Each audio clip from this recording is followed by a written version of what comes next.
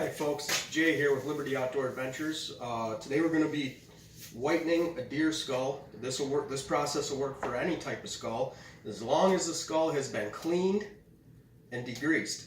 Now I'll do another video later on about how to clean and degrease a skull, but this skull has already been done. I've already glued the jaw back on, the nose pieces back on. There's a few steps you have to do to get to this point, but I want to show the whitening process because so many people have the misconception that it has to be bleached. You do not use bleach because it will destroy the bone. Now this skull itself, I use a process called maceration.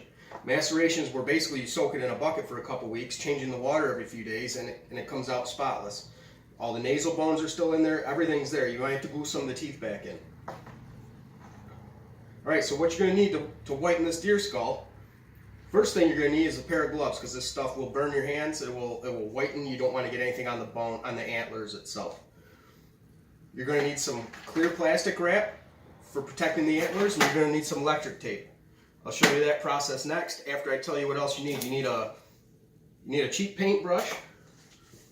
You can buy this stuff here. This is 40% volume peroxide. You can get the cream or the liquid. I prefer the cream because it's thicker and it stays on the bone better. Now you can get this at any beauty supply store. If they don't have the 40, they'll have the 30. Either one is fine. Get the highest percentage you can get. I think by law, 40 is the highest you can buy, at least in the state I live in. So what else I like to have is this stuff. This is called, it's an activating powder or a lightener. You do not have to have this. It just helps make this stuff a little bit thicker. You can go without it. It'll just be a little bit more liquidy when you put it on. You're going to need a container to mix it in. And when you're all done, after the whitening process, you're going to need some either satin or gloss. It's up to you, but a clear coat. Now you can use mop and glow. Some people use mop and glow. I prefer to use a spray-on. It just gives you a nicer coat, and this stuff's a little more durable. And it won't yellow over time. You want to make sure it's a UV protection one. Okay. That's an optional process as well. So what I'm going to show you here is how to protect the antlers before you start the whitening process. What you want to do is you want to get some clear plastic wrap.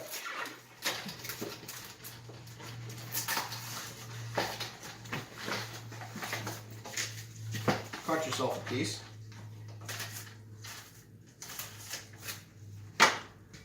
What I like to do is maybe fold it.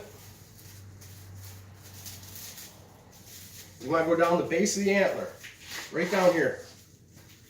You want to start wrapping this as tight as you can.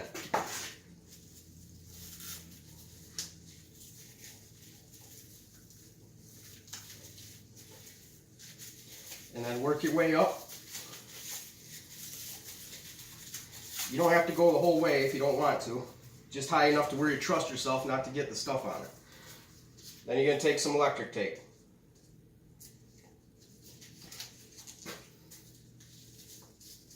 You're going to go over the plastic wrap with the electric tape. Now the electric tape, the only purpose of this is to hold the plastic wrap on.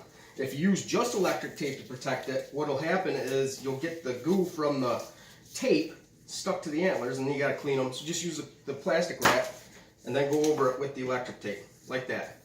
There you go, that antler's protected. Now, we'll do the other antler real quick. Cut yourself a piece. Right around the base. If you get a little bit below the base, that's okay. You're never going to see where that part didn't get white. You want to get below the base a little bit so that you don't have the stuff bleeding up onto the antler while you're soaking it. Pull it nice and tight. Protect the antler. Get yourself some tape.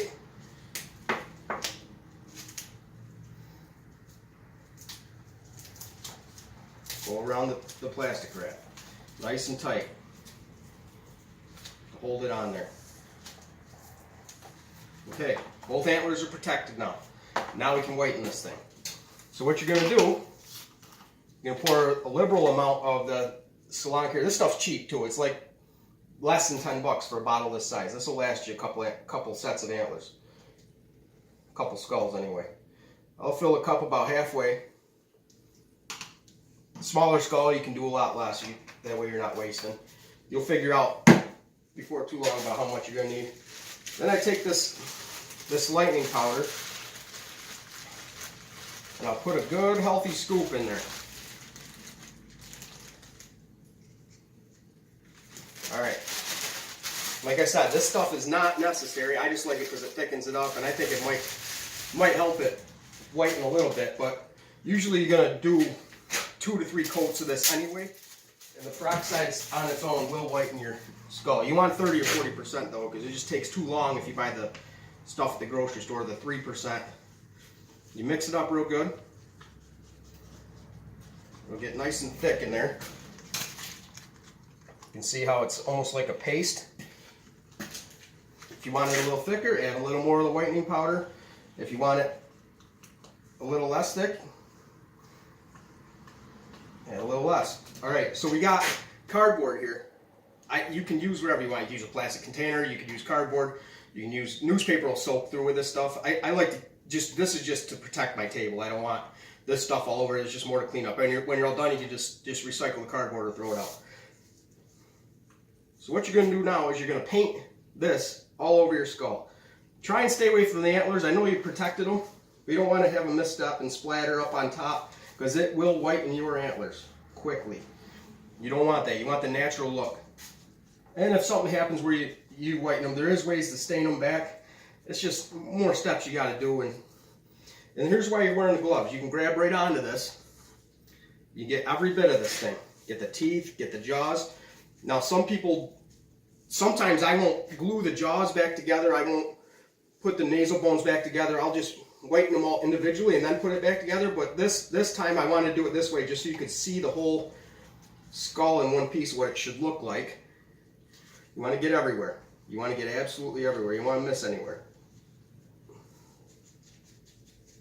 Get in the ear bones, get in there. There's all kinds of little crevices you want to get this stuff.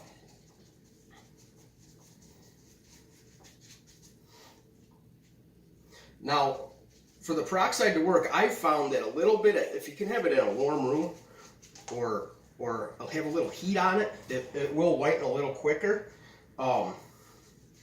Sunlight and light activates peroxide, but it also kills the life. I like to maybe put the lights on it, put the heat on it, and just let it sit there for a few hours until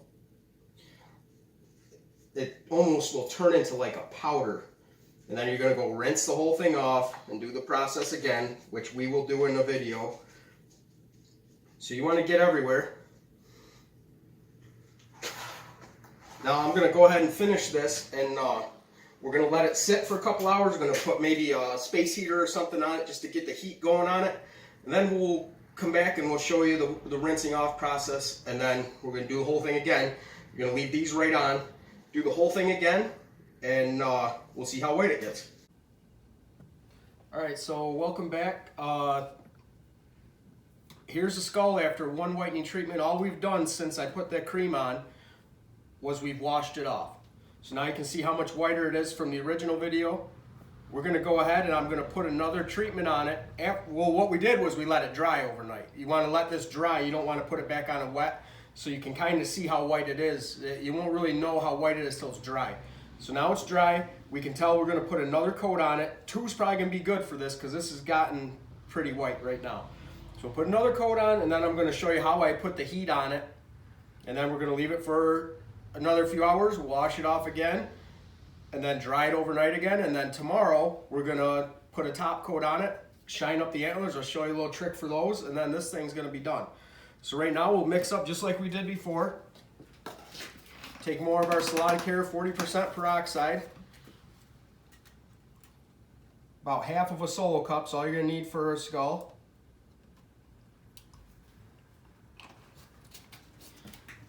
I'll put 1 scoop of my basic whitening activating powder. Like I said in the original video, this is not completely necessary. I just like it because it thickens up this cream. Mix it up real good. I'm not even going cardboard this time because I've got this slate here that I can wipe off, but I would recommend if you're going to do this on a table that you don't want to get stains on, that you would use cardboard. Mix this up really good.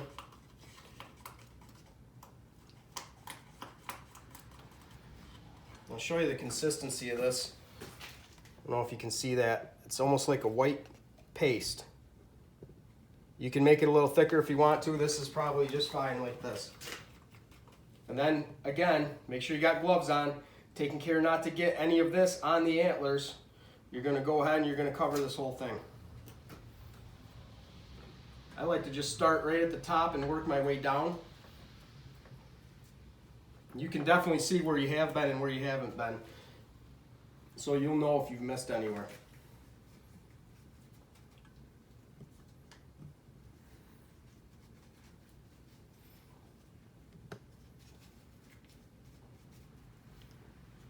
Probably the hardest part to get if you've already put the jaw bones on is down here in these eye sockets. A lot easier if you haven't glued the jawbone on yet to get down in there. I just put those jawbones on so that you can see the whole skull and what it should look like put back together. A lot of people don't even put the jawbones back on.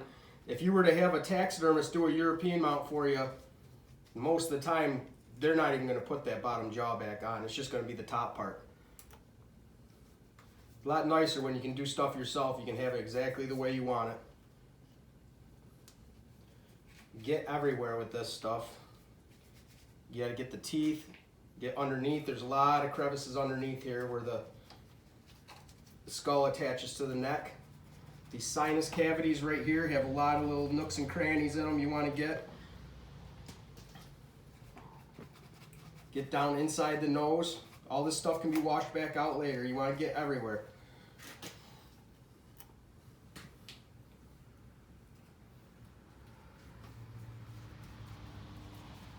It's unbelievable how many little holes for nerves and sinus passages and everything there is on one of these skulls. Alright, so we pretty much got everywhere here. What I'll do now is I've got a little extra in the cup. I'll just pour it right on top. Let it run down. Maybe get a little more in the eyes.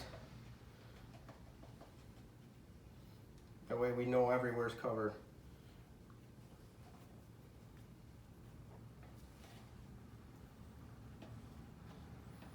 So you're going to want to leave this for a few hours. Let me show you how I hook up the heat. I've just got a little space heater that I bought.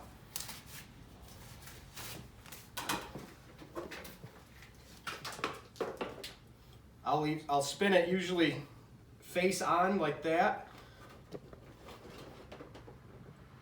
Because when it's face on like that, then you get the part that shows the most with the most heat.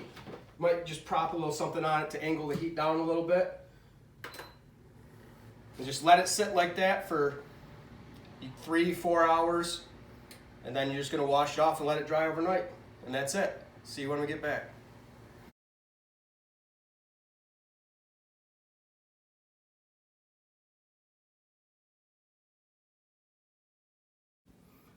Alright, so we're back. We got our skull all whitened up. Everything's dry. It's rinsed off. We let it dry overnight. We want to make sure everything's cleaned off it before we do this next process. It's really clean. Everything looks pretty good. We could do one more whitening if you want, but I like it to have a little bit of a natural look, and this is pretty darn white. So what we're going to do next is I had uncovered the protection I had on the antlers from the whitening process so that it could dry along the antler bases. But now what we're going to do is we're going to re-protect these a little bit because I don't want to spray them with this protective coating, the antlers itself. So we'll rewrap those up, and then we're going to use, what I'm using here is a Rust-Oleum durable top coat satin. You can use gloss, you can use satin, you can use mop and glow. Some people like mop and glow. All it really does is over time oils in your hands can damage bone, they can stain bone. You put something like this on there, it'll protect it. It'll also give it a little sheen, satin, gloss, whatever you want. So what we'll do real quick is we'll protect these just like we did when we whitened them. Little piece of plastic wrap.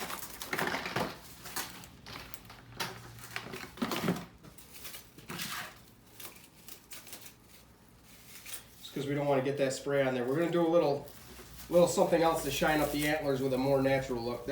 The antlers are the big part. On a little one like this, it's nothing special, but if you're doing somebody's trophy for them or your own, you kind of want the antlers to stand out. I think you don't want them white, you don't want them with a gloss coat on them or anything like that.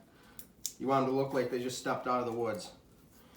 So remember our electric tape from the original part of the video, just to hold that plastic on there. Do the other one real quick.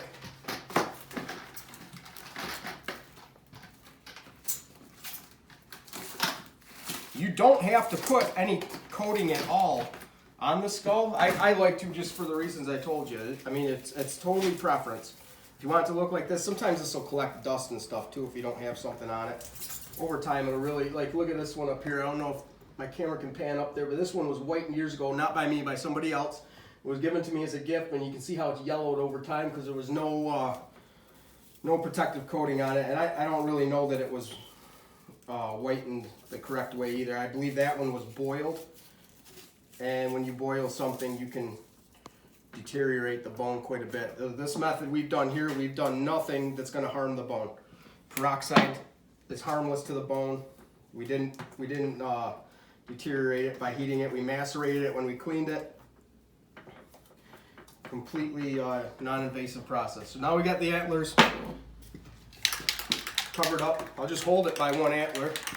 We're just going to do a light spray on this thing, and go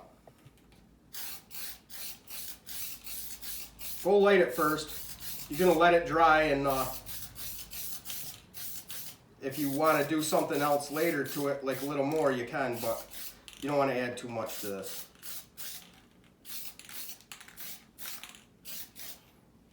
Just take a quick look at it, make sure you pretty much got everywhere. Looks like we did. So now what we'll do is we'll just leave this for about a half hour and let that dry completely so we don't get any fingerprints in it. We'll come back, we'll take off the antler protection, and I'll show you a quick, easy method to make these look like it just stepped out of a woods. They'll look alive, the antlers. All right, so we'll cut the video and we'll come back in about a half hour. So this is the last step right here. We got it. I took the antler protection back off. This is all dried. It's got a nice sheen to it. It's a satin sheen. It's not like a high gloss, and it protects the skull a little bit. The last step, this is completely optional. You do not have to do it. I just like the way it makes the antler shine a little bit. I get odorless mineral spirits and boiled linseed oil.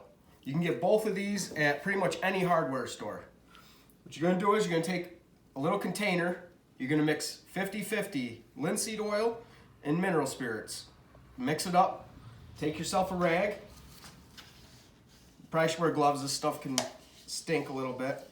Now the reason you do 50-50, because if you just linseed oil, it can stain your antlers yellow. The mineral spirits kind of dilutes it down a little bit. So I take a rag and I'll go over just the antlers with it. Be careful not to get it on the skull. Go just around the antlers. It gives it a nice shine. The reason I use a rag and not like a paintbrush is so it doesn't drip onto the skull. We don't want that oil on the skull. But this makes the antlers look like the thing was just walking through a damp, dark woods, and that's pretty much it. I'll give you a nice close-up view of it.